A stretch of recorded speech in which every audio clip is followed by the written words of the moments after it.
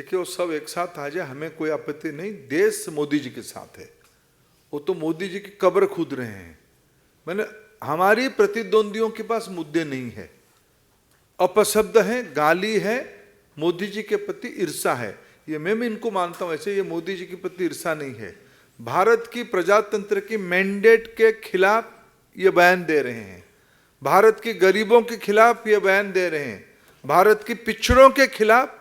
एक सामान्य घर की व्यक्ति आज कैसे देश की नहीं विश्व की आस्था स्थापित किया है, ये उनकी ईर्षा की। अभी अभी देश में इटली की प्रधानमंत्री जी आई थी, उन्होंने कहा कि वैश्विक समस्या के समाधान मोदी जी ही कर सकते हैं। यह स्टेटमेंट और एक भ्रष्ट नेता की स्टेटमेंट देश तुलना करती है। इसलिए हमें प्रजातंत्र में पूरा भरोसा है, देश के लोगों पे भरोसा है, देश के लोग आज मोदी जी के साथ हैं।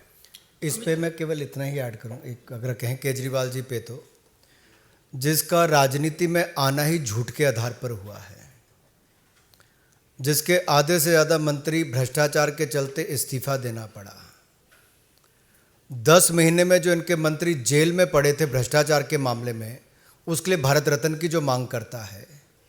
दूसरा, शराब घोटाले में जो इनके उप मुख्यमंत्री जेल में हैं, उनकी तुलना शहीद भगत सिंह से करते हैं, तो इनकी मानसिकता क्या है आप समझ सकते हैं। और माननीय अरविंद केजरीवाल जी, एक नहीं पंजाब में भी आपकी वही हालत थी, 2 महीने के अंदर आपके स्वास्थ्य मंत्री को इस्तीफा देना पड़ा। भ्रष्टाचार का नंबर 1 उदाहरण अरविंद केजरीवाल जी, झूठ बोलने के नंबर 1 उदाहरण अरविंद केजरीवाल जी।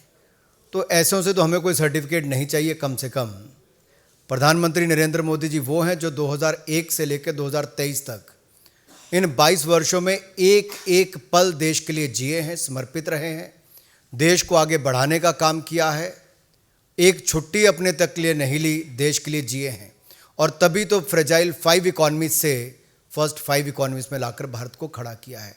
तभी तो उनके नेतृत्व को दुनिया ने 3 साल लगातार सबसे लोकप्रिय नेता के रूप में प्रधानमंत्री मोदी जी को 78% वोट के साथ चुना है। तो सर्टिफिकेट नहीं इनका चाहिए, सर्टिफिकेट भारत की जनता देती है। भारत की जनता ने राहुल गांधी जी को 2019 में ही नकार दिया था और 2014-2019 में मोदी जी को पहले से ज़्यादा वोट दिलाकर, सीटें दिलाकर जिताया था। सूरत की एक मान्यवर अदालत ने भारत की कानून व्यवस्था को बरकरार किया, भारत की न्यायपालिका की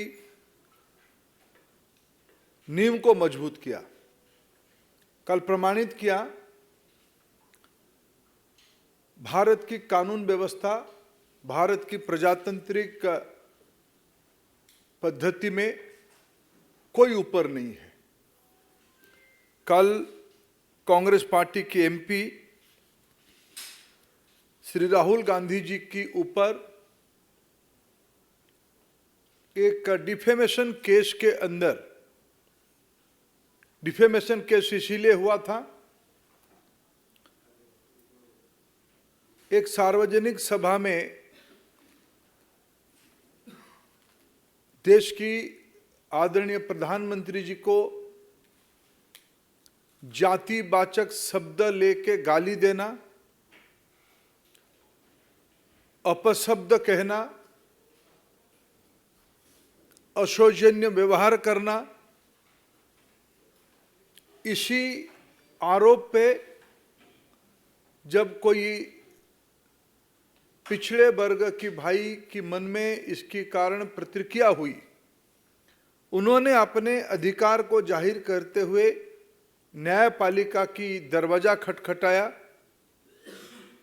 भारत की आईपीसी के तहत संरक्षण मांगा कि भारत आजाद हो चुका है, सामंतवादियों के हाथ में नहीं है, प्रजातंत्र है, इसमें किसी को भी गाली गुलज करने का अधिकार नहीं है, जातिवाचक शब्द लेके अपशब्द व्यवहार करने का अधिकार नहीं है। कोई भी हो, वो केस शायद 2018 से अभी तक चल ही रहा था।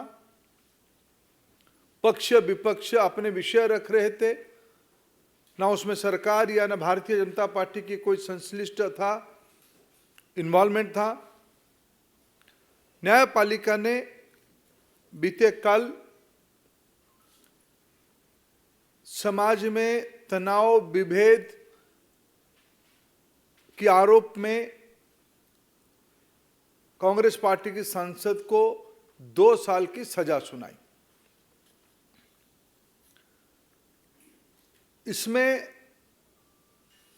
ओबीसी समाज, जो आज चट्टान की तरह प्रधानमंत्री नरेंद्र मोदी जी के नेतृत्व के साथ, देश की एससी एसटी वंचित वर्ग जो प्रधानमंत्री नरेंद्र मोदी जी के साथ खड़े हुए हैं, जो स्टेटमेंट के माध्यम से केवल एक बार नहीं अनेक बार उनकी माताजी ने मौत की सौदागर कहा था, जहर की खेती उन्हीं लोगों की मुंह से आई थी, विभिन्न समय में अपशब्द व्यवहार करके एक समाज को, भारत की एक महत्वपूर्ण, भले ही सामाजिक दृष्टि से उनकी मर्यादा आजादी की 75 साल में उतना ना बन पाए, लेकिन प्रजातंत्र में ही अधिकार दिया था, बहुमत ही महत्व रखता है।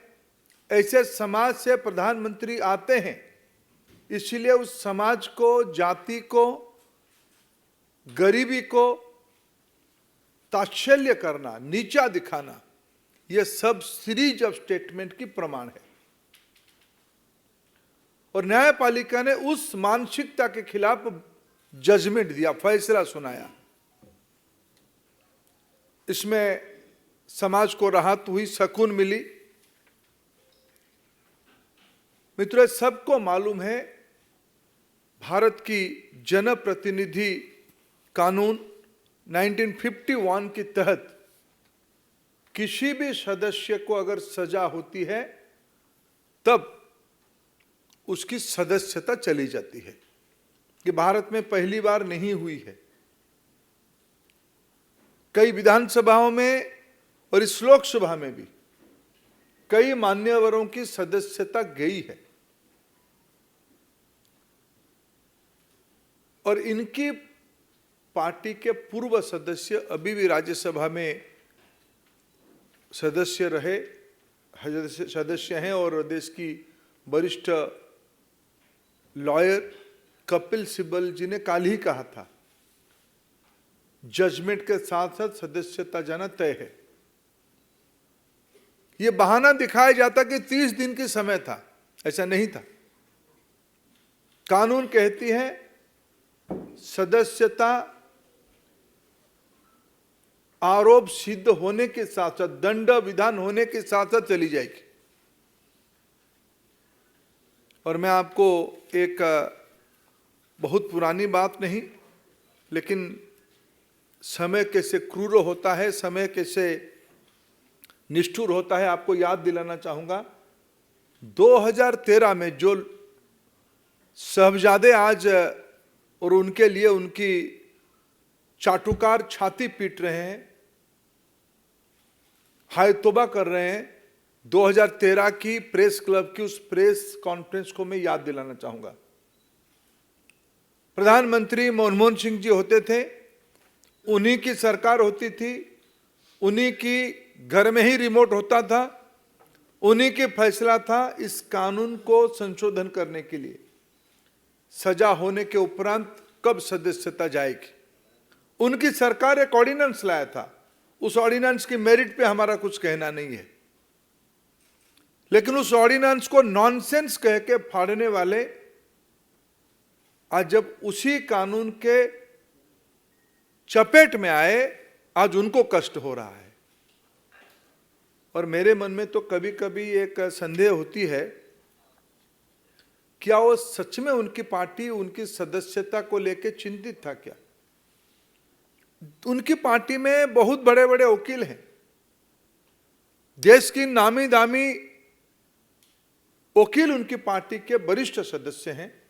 जब एक सदस्य ने कह ही दिया था कल, सजाई घोषणा होते ही सदस्यता जाएगी, आप कुछ दिन पहले आप लोगों के माध्यम से देश देखा है, पवन खेरा जी की वारंट के चंद घंटों में बाद, 1-2 घंटे के बाद वो कोर्ट की दरवाजा खटखटाए, कोर्ट से रिलीफ लेके गए। उनको कौन मना किया था पिछले 24 घंटे में कोर्ट जाने के लिए? 30 दिन उनको मोहलत नहीं था। 30 दिन के अंदर वो अपील कर सकते हो, जाने वो अपना कानून जाने, अपना न्याय वकीलों को परामर्श करे, वो जो करना है करे। मैं एक विषय आज यहां गंभीर विषय उठाना चाहता हूं। आप तो एक हैबिचुअल ऑफेंडर हो ही, पहले से भी ऐसे घटना हुई है। मित्रों, कांग्रेस पार्टी चाहती है और विशेष करके उनकी प्रमुख परिवार चाहती है, उनके लिए एक अलग आईपीसी बने। उस आईपीसी के तहत उनके ऊपर कोई सजा ना हो, उनके लिए कानून अलग हो, उनके लिए न्यायपालिका अलग हो। लेकिन उनको याद नहीं आ रहा है, भारत पिछले 75 साल से प्रजातंत्र की रास्ता अपना चुका है। हम आजादी का अमृत महोत्सव मना रहे हैं। प्रजातंत्र की इस इंस्टीट्यूशन में कानून सभी के लिए एक प्रकार होते हैं।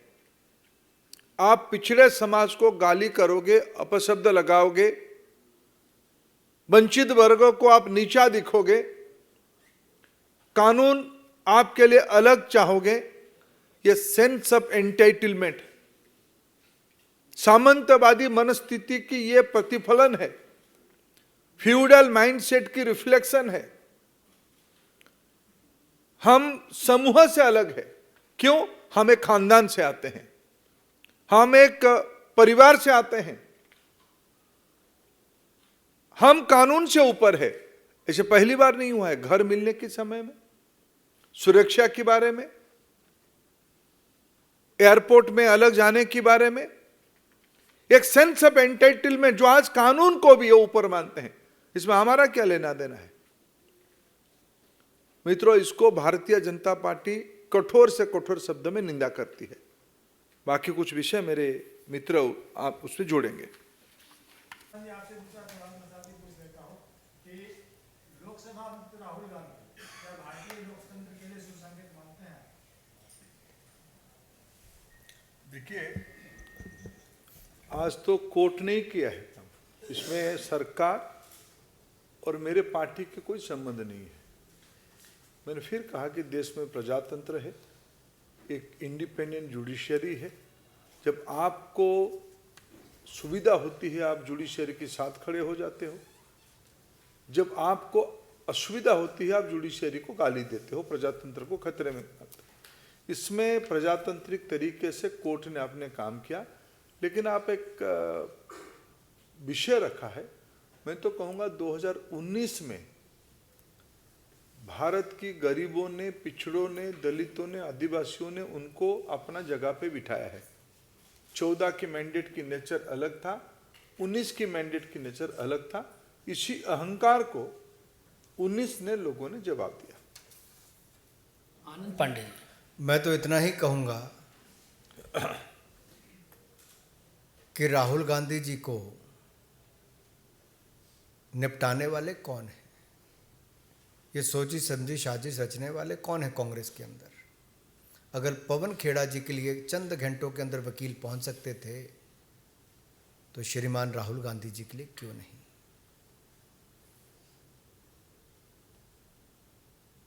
एक बड़ा सवाल खड़ा होता है।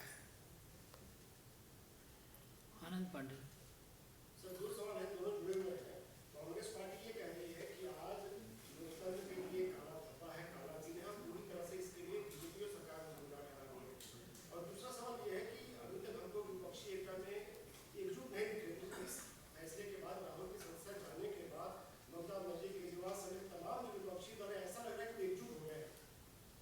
विषय शून्य मिलके शून्य के साथ शून्य ही होते हैं। 0 + 0 = 0। बाकी रहा न्याय की, सत्य की, प्रजातंत्र की। हम ये बार बार मैं कह रहा हूं, ये ना भूले, ये एक मान्यवर कोर्ट ने ही ये जजमेंट दिया है। ये कोई एक रात में कंप्लेन हुआ, दूसरे दिन जजमेंट आई नहीं है। कोर्ट ने कई बार मौका दिया है, सुप्रीम कोर्ट ने फटकार लगाई है, 4 कोर्ट में केस चल रहा है, कोर्ट के केस की नेचर एक ही है, गाली गुलज, अपशब्द, जाति को उस्काना, जाति को नीचा दिखाना, अंडरमाइन करना, ये सामंतवादी मानसिकता के लिए कोर्ट ने विषय कहा। इसमें बीजेपी कहाँ आया, सरकार कहाँ आया, और बाकी शून्य मिलकर शून्य के साथ और शून्य बड़ा हो जाएगा, हमें कोई आपत्ति नहीं है। मोहित भट्ट। इसी सवाल से थोड़ा जुड़ा हुआ सवाल है सर, क्योंकि सारे जो पॉलिटिकल पार्टीज हैं वो अब सामने आए हैं और सारे पॉलिटिकल पार्टीज ने एक ही चीज बोली है कि डेमोक्रेसी का अंत हो चुका है, तानाशाही, चाहे अरविंद केजरीवाल हो, चाहे स्टालिन हो, चाहे उद्धव ठाकरे हो, तो सारे के सारे बीजेपी पे अटैक करें, जबकि ऑर्डर कोर्ट से आए, कोर्ट के ऑर्डर पे कुछ नहीं कह रहे, बट सारे आगे से डेमोक्रेसी पे सवाल उठा रहे हैं सर। मैं आपकी संरक्षण चाहता हूं, इसलिए आप सच को दिखाते रहिए। कभी कभी आपको भी गाली देते हैं, मीडिया भी कभी कभी सच जब दिखाता है उनको भी गाली गुलज होती है। आज अरविंद केजरीवाल जी को तो गुस्सा होना स्वाभाविक है।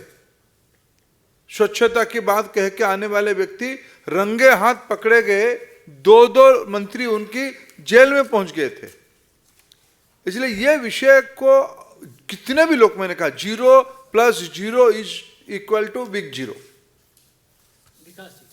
मेरा सवाल कि कोर्ट का फैसला आया है, बार-बार आप कह रहे हैं कोर्ट ने ही किया है, लेकिन बावजूद कांग्रेस की तरफ से सीधा बीजेपी पर आरोप, उनके अध्यक्ष खड़गे ने कहा है कि राहुल गांधी को सत्य बोलने की सजा मिली है।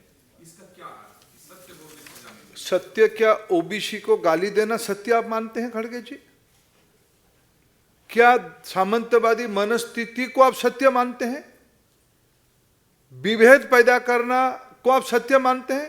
अगर इतने बड़े राजनीतिक व्यक्ति है, सामाजिक व्यक्ति आदरणीय खड़गे जी, अगर इस उम्र में भी इसी को सत्य मानते हैं, मैं उनसे क्षमा मांगता हूं। ये सत्य नहीं है, ये अहंकार है, ये तानाशाही की मनस्थिति है, ये सामंतवादी मनस्थिति है, सत्य नहीं है। कोर्ट ने उनको आईना दिखाया है। रविंदर जी। कांग्रेस का कहना है कि शहीद का बेटा है, शहीद प्रधानमंत्री के बेटे ने राहुल गांधी और उनके साथ अन्याय हो रहा है, और ये भी कहा कि जैसे इंदिरा गांधी के खिलाफ कोर्ट का ऑर्डर हुआ, चुनाव हारी, लेकिन कमबैक की और पूरे जो उस समय जो सरकार थी उसको तहस-नहस कर दी इंदिरा गांधी, उसी तरह से राहुल गांधी फिर से कमबैक करेंगे। और दूसरा, राहुल गांधी के सदस्यता जाने से जो वैकेंसी हुई है, क्या लग रहा है केजरीवाल हो या दूसरे, ये इसको पूरा करना चाहते हो कि नहीं? देखिए, मूल बात ये सारे भ्रमात्मक बातों से दूर नहीं होती है। अभी मेरे सहयोगी अनुराग जी ने पूरा ब्यौरा दिया, किस कोर्ट में, किस भाषा में, किस कारण से किस कोर्ट में केस चल रहा है, उनके ऊपर सुप्रीम कोर्ट ने क्या कहा है, उनके ऊपर उनकी पार्टी के लोगों ने क्या कहा है। अभी अभी आप ही लोगों की एक पत्रकार वार्ता में उनके साथ बैठे हुए उनकी सहयोगी उनको हाथ पकड़ रहे थे, तो सत्य क्या है? उसके लिए भी क्या भारतीय जनता पार्टी जिम्मेवार है या सरकार जिम्मेवार है? किसी की नाकामी, किसी की अहंकार, किसी की गाली गुलज की भाषा, मूल जो विषय मैंने कहा था, सेंस ऑफ एंटाइटलमेंट, हमें कोई कुछ नहीं कह सकता। देश हमारी पुरखों से जागीर है, हम खानदानी तरीके से देश को शासन करने के लिए आए हैं। वो भूल रहे हैं कि बहुत बड़ी संघर्ष के बाद 1947 में देश को एक राजनीतिक अधिकार मिला है, उसको भूलना चाहते हो। उस मुगालत में एक काला चश्मा लगा के वो घूम रहे हैं। सर एक सवाल है, जिस तरीके से आपने कहा कि ओबीसी समाज के बारे में बात कही गई या अन्य चीजों के बारे में जो और भी चीजें हैं, कोर्ट में वो मामले हैं, लेकिन पूरा विपक्ष और कांग्रेस पार्टी इस पूरे मामले को संविधान की हत्या और तमाम चीजें कह रही है। क्या बीजेपी कोई कार्यक्रम लॉन्च करेगी कि इसके बारे में आम लोगों तक जाकर के बताया जाए कि असल कारण ये है, जबकि दुष्प्रचार हो रहा है? देखिए, हम तो आप ही के संरक्षण इसलिए चाहें कि देखो, ये देश सब देख रहा है। नॉनसेंस किसी ने कहा था, किस विषय पे कहा था, और आज कौन उसमें से जाल में फंसा हुआ है, ये देश सब उसको देख रहा है। इसीलिए मैंने कहा 14 में लोगों ने एक मैंडेट दिया था, 19 में इस गाली गुलज की उत्तर लोगों ने दिया है। प्रजातंत्र की ताकत को कोई कम ना आंके और मेरे बात हुआ तो प्रजातंत्र है, नहीं तो प्रजातंत्र की हत्या है, ये एक तरफा बात सिर्फ सामंतवादी ही कहते हैं। जितेंद्र जी,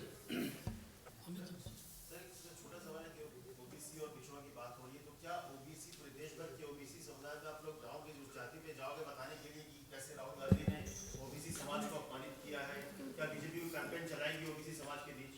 देखिए, आज ओबीसी समाज आहत हुई है, ये स्वाभिमान की बात है, ये एक अस्मिता की बात है।